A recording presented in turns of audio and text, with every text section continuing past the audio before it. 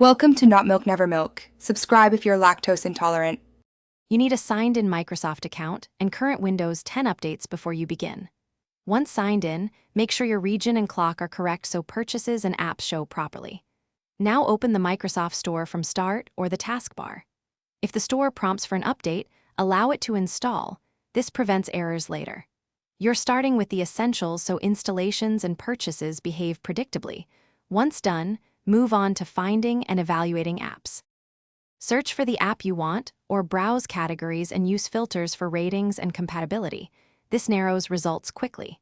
Tap an app to read its description, permissions, version history, size, and screenshots so you know what to expect.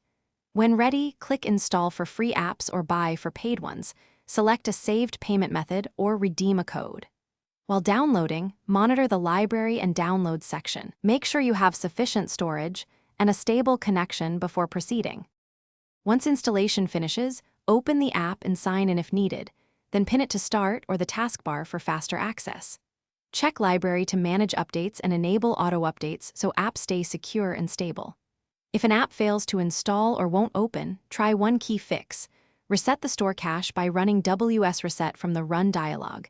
This clears temporary errors. If that doesn't help, sign out and back in, confirm Windows updates, and then reinstall the app. Thanks for watching. If this was helpful, leave a like and consider subscribing. See you next time.